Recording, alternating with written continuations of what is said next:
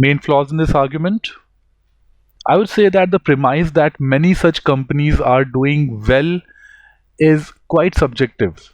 Very clear quantitative figures suggesting the proportion of companies doing well, being profitable, out of the total companies which received VC funding would be an important data to have, and to have very clear numbers that what kind of profitability, what kind of percentages they are maintaining.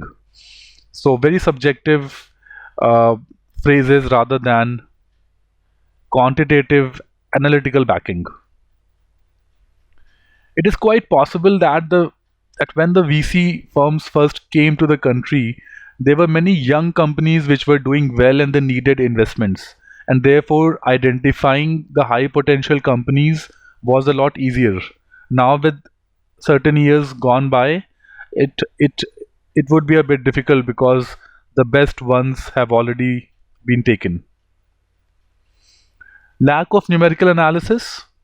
You are suggesting that heavy investments be made into all future companies backed by VC funding, and there are no numbers anywhere.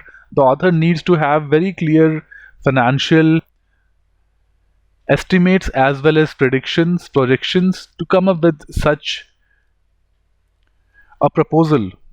The numbers are completely missing, lack of numerical analysis. The author suggests to sustain rather than to flourish. This is already a conglomerate.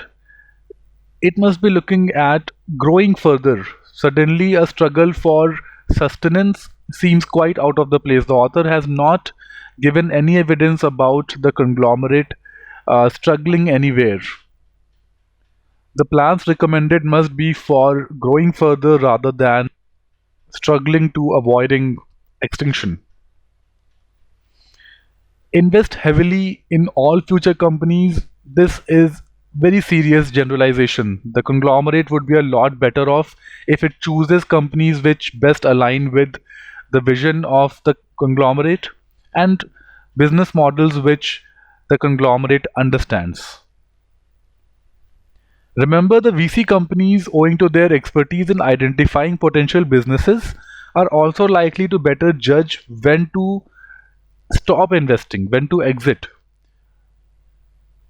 An insight that probably the conglomerate may not have. So, blindly mimicking the investments of the VC firms without understanding the underlying logic may do more harm than good.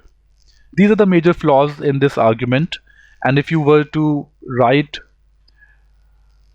an essay covering all of these, a good structure, as I always suggest, would be to have an introduction. The introduction, to begin with, must very clearly convey that you are not convinced with the argument. The argument in its current state is full of flaws and is not convincing. This stand that you are not convinced has to come up very clearly right in the first paragraph.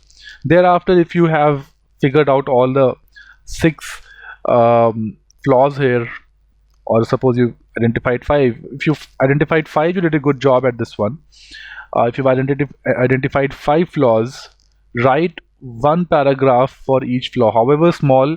Have a new para for describing each flaw, and then have a very clear conclusion which always suggests that on the basis of these reasons, these shortcomings, the argument in its current state is not convincing. So an introduction, one paragraph for each flaw, and a conclusion suggesting that on the basis of the aforesaid analysis, the argument is not convincing in its current way. This would be the right structure overall. I hope this was helpful. Thanks for watching.